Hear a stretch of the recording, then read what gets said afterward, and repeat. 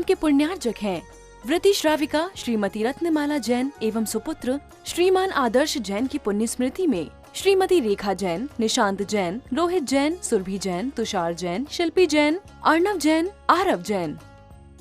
नमो सिद्धाणं नमो ऐरियाणं नमो वजायाणं नमो लोये सवसाहुणं नेसो पंच नमो यारो सौवे पावपेणासनो मंगलाणं च सव्वेसिं परमं हवै मंगलम् परमं हवै मंगलम।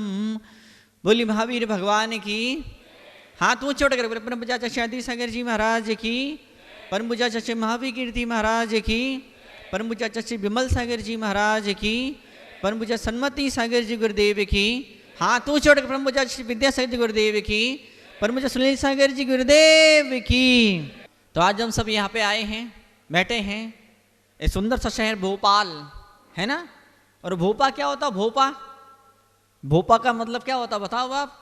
कई सारी आदिवासी इलाकों में, कई सारे राज्यों के अंदर जो तांत्रिक टाइप का व्यक्ति होता है, जो जादू टोना करता है, जो लोग की नज़र उतारता है, कोई छोटी मोटी प्रॉब्लम दूर करता है, तो वो झड़ा बड़ा लगाता है, उसको भोपा बोलते। भोपा क्या बोलते हैं उसको? भोपा। जो अज्ञान का प्रचार करता है, जो स्वार्थ और लोभ और छल कपट के तरीकों का यूज़ करता है, उसको भोपा बोलते हैं। और आज ऐसे भोपाओं के भोपाल के अंदर आज हम बैठे हैं यहाँ पर।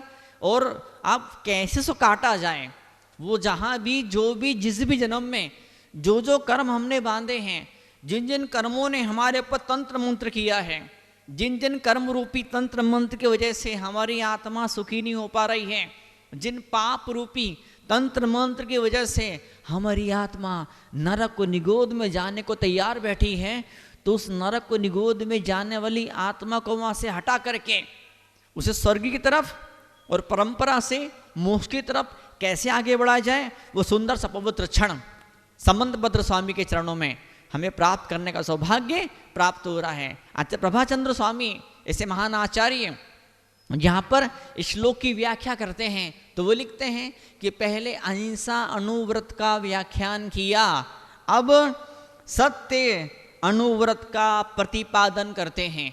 पहले क्या आया है? पहले अहिंसा का अनुव्रत आया है और बाद में फिर सत्य का अनुव्रत आया है।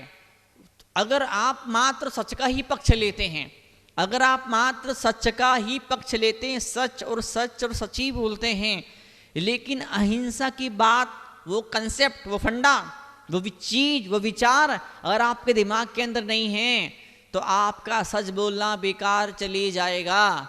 मेरे सच बोलने से हिंसा तो नहीं हो रही है, ये ऐसे करते हैं, ये वैसे करते हैं, ये ऐसे वे वो से, मानता हूं मैं वो ऐसे हैं, वो वैसे हैं। आप सच बोला है, लेकिन सच की शर्त क्या है? तो क्या शर्त है सत्य की? सत्यम शिवम सुंदरम। उस सत्य के साथ में शिव भी होना चाहिए और सुंदर भी होना चाहिए। शिव मतलब क्या? मोक्ष। वो इंसान मोक्ष की राह पे आगे बढ़े, ऐसा कोई सत्य आपके मुंह से निकल रहा है, या वो इंसान को आपकी बातें प्रिय लग रही है, उस इंसान को आपकी बातें मधुर लग रही है, उस मधुरता, उस प्रियता की वजह से आपके रिश्तों में टकराहट और वैमनस्यता और दूरी कम हो रही है, खत्म हो रही है, तो ऐसे सत्य को ही सत्य की कैटेगरी के अंदर रखा जाता है। हम पढ़ते हैं स्थूल मलिकम न वदति। यहाँ पे क्या शब्द यूज किया है? स्थूलम अलिकम। अलिक मतलब क्या होता है? अलिक का मतलब होता है, क्या होता है? सत्य। अलिक का मतलब क्या होता है कि अ मतलब नहीं, और लीक मतलब क्या होता है? सत्य। तो क्या क्या बोलते? असत्य, अलीकम। कोई शब्द ऐसे हैं जो हमारी भाषा में प्रयोग में नहीं होते हैं, हम बोलते हैं लीक पर। एक कहावत है, इससे मिलता जुलता शब्द है, थोड़ा डिफरेंट कॉन्टेक्स्ट, थोड़ा अलग संदर्भ है। लीक पर चलना, लीक पर चलना। वो जो लीक से अलग हटके चलता है, या तो पापी होता है, तो भ्रष्ट होता है, या कोई बड़ा वैज्ञानिक होता है, कोई बड़ा साधु महात्मा होता है, कोई बड़ा समाज सुधारक और समाज का उद्धार करने वाला व्यक्ति हुआ करता है। तो यहाँ बोलते हैं कि जो स्थूल रूप से मोटे मोटे वाले अलीक को, झूठ को न वदती, न बोलता है, न प्राण वादयति। क्या बोलता है? न प्राण वादयति। न दूसरों से बुलवाता है, और क्या ऐसा सत्यमपि, ऐसा सत्य भी न तो बोलता है न बुलवाता है, जो विपदे, विपदे मतलब क्या, विपत्ति शब्द का अर्थ यहाँ पर किया है प्राण घात के लिए हो, जिससे किसी का प्राणों का घात हो, उसे संत, संत सत्पुरुष, संत शब्द यूज किया है। क्या शब्द यूज किया है? संत शब्द यूज किया है।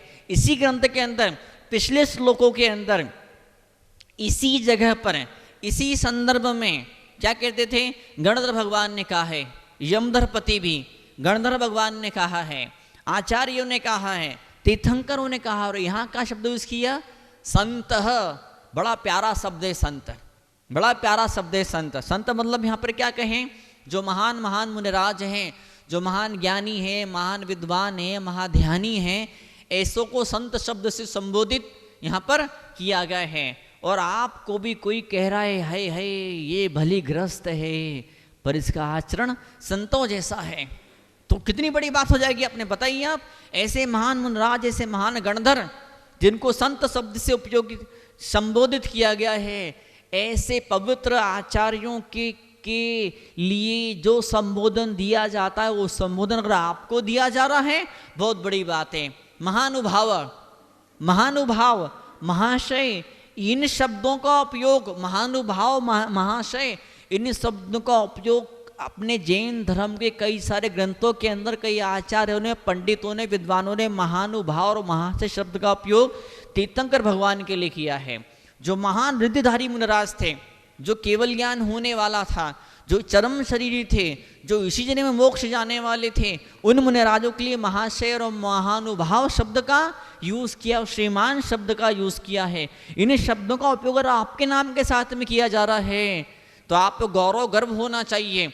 जिन शब्दों से भगवान को पुकारा, उन्हीं शब्दों से मुझे पुकारा जा रहा है। क्या मतलब इसका? मैं भी भगवान बनने के राह पे आगे बढ़ूं, कुछ न कुछ गुण, कुछ न कुछ योग्यता, कुछ खासियत पैदा करूं मैं अपने भीतर। तो यहाँ पे आचार्य लिखते हैं कि ऐसे झूठ को न बोलता है न बुलवाता है, जिस झूठ से दूसरे के प्राणों का घात हो जाए, प्राणों का संकट पैदा हो जाए, तो ऐसे सच को क्या बोलते हैं? अहिंसा, सत्य का अनुव्रत बोलते हैं। पहले अहिंसा आएगी तो जीवन में सत्य का देवता प्रकट होगा। और जब तक अहिंसा नहीं प्रकट हुई, जब तक अहिंसा प्रकट नहीं हुई, सत्य आपसे कोसों कोसों कोसों कोसों कोसों दूर हो जाएगा। कोसों मतलब क्या? यहाँ की भाषा में कोसों मतलब होता है मुनगा की फल्ली, है कि नहीं? ड्रम स्टिक, जिसकी लोग सब्जी बनाते, लंबी फल्ली होती, इतनी लंबी फल्ली होती है, ड्रम स्टिक, तो सब्जी बना के खाते हैं लोग उसकी। तो यहाँ बोलते कोसों, कोसों दूर हो जाएगा। और कोसों मतलब क्या होता है? मुनगा की फल्ली। कितनी ऊंची होती है बताओ बाप? जो बरसों पुराना पेड़ हो, नया नया पेड़ नहीं हो, तो कितना ऊंचा पेड़ होता है वो, तो तोड़ने में कितनी मेहनत लगती है उसके अंदर, बताओ बाप। लेकिन एक बार आपने उसको ग्रहण कर लिया, एक बार स्वीकार कर लिया, फिर डॉक्टर बोलते हैं, आयुर्वेद बोलता है, मेडिकल साइंस बोलता है, उसमें ढेर सारे गुण होते हैं, ढेर सारे गुण, ढेर सारे गुण उसके अंदर होते हैं। पहले मैं नहीं खाता था, यहाँ पर भोपाल में नया नया आया तो किसी ने मुझे बोला कि मुंशी प्रमाण सागर जी महाराज काफ़ी अच्छे से इसका सूप वगैरह लेते हैं। फिर मुझे और मालूम पड़ा कुछ अमुक तमुक मुनिराज भी इसका ग्रहण कर लेते हैं। तो मैंने कहा क्षेत्र की परंपरा, क्या न कुछ भक्ष है न कुछ अभक्ष है। कई सारे केस के अंदर जैसे लौकी का भक्ष मानते हैं, लेकिन कर्नाटक के लोग लौकी नहीं खाते हैं, वहाँ अमुक कटहल को भक्ष मानते कर्नाटक के अंदर, आप कटहल को अभक्ष मानते हैं। तो कई सारी बार ऐसा होता है कि भक्ष भक्ष कई सारी बार क्षेत्र पर डिपेंड करता है। अमुक क्षेत्र में अमुक परंपराएं हैं और वो रहती हैं, उनका पालन करना बहुत बहुत ज़्यादा जरूरी है। पर वही परंपराएं दूसरे राज्य के अंदर, वही परंपराएं दूसरे जिलों के अंदर नहीं, या वही परंपरा आपके पास के दूसरे मंदिर में नहीं है। तो जहाँ जिस मंदिर की जो परंपरा, जो आमनाएं होती है, उसका पालन करना बहुत ज़रूरी होता। लेकिन साथ में एक बात और भी है, एक बात और क्या है? आपकी सोच क्या है, आपका विश्वास क्या है, उसका कोई महत्व नहीं है।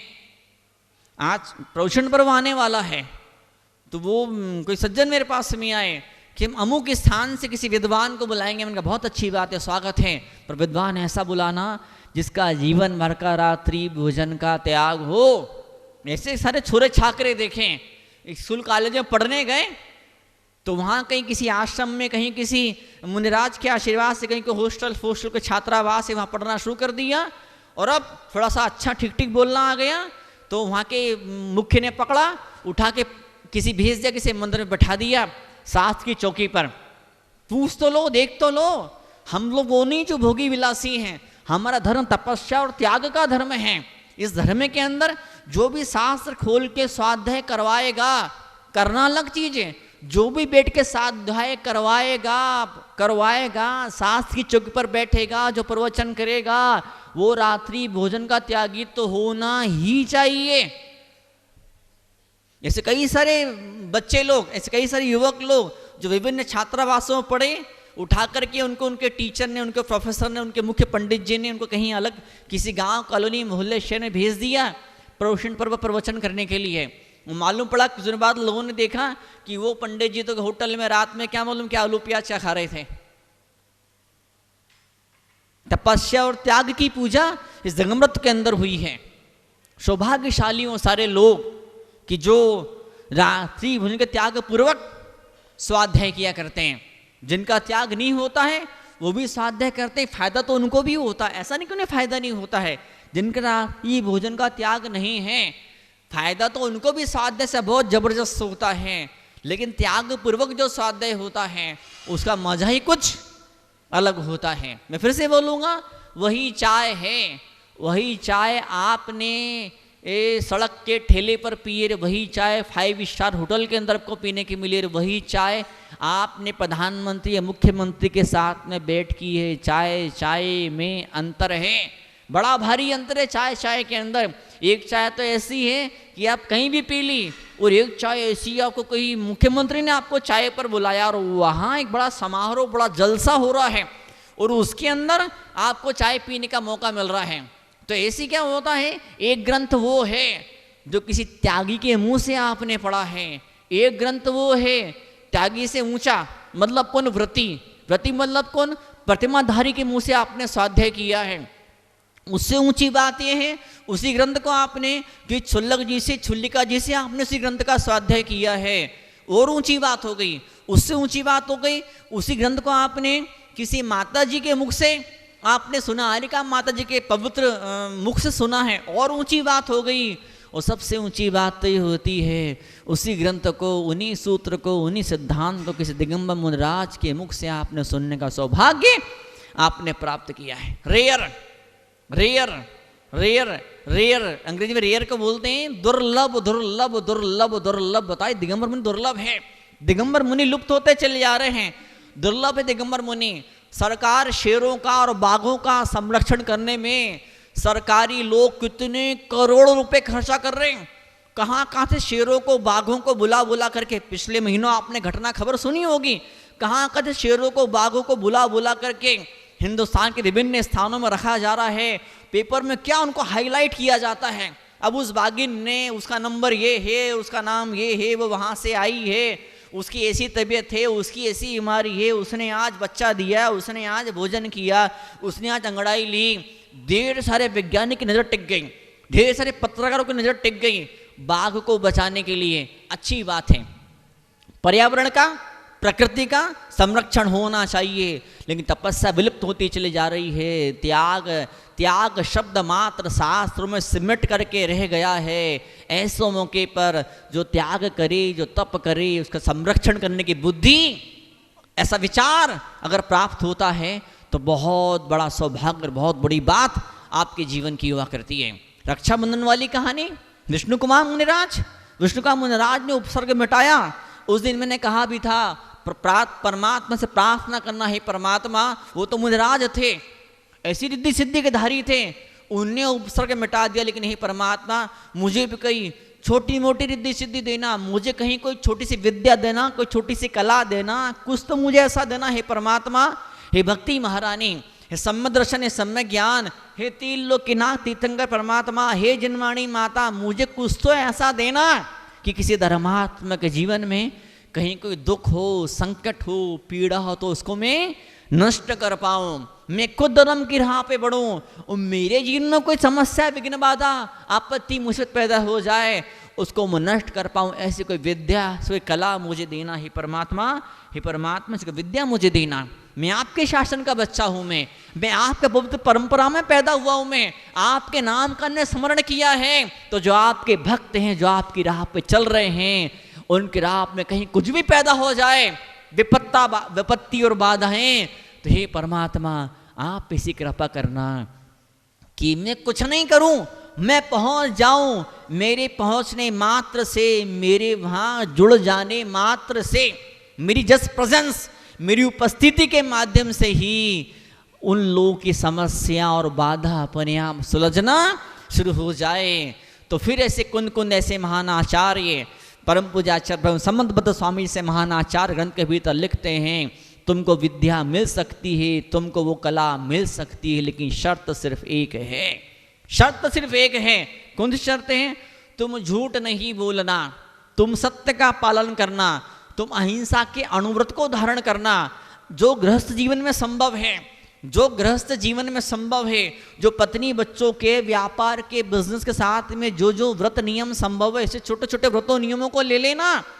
तुम अगर पूरी कोशिश लगाओगे छोटे मोटे नियमों को पालन करने की, तो ये स्वर्ग के देवता पूरी कोशिश करेंगे, ये कुदरत पूरी कोशिश करेगी, ब्रह्मांड पूरी कोशिश करेगा तुम्हारी झोली भर देने की, तुम्हारे माध्यम से औरों की झोली भर देने की। बड़ा सुंदर शब्द आया है, न खुद झूठ बोलता है, न औरों से झूठ बुलवाता है। क्या मतलब? न तो खुद अपनी आत्मा का घाटा करता है, न औरों की आत्मा का घाटा करवाता है।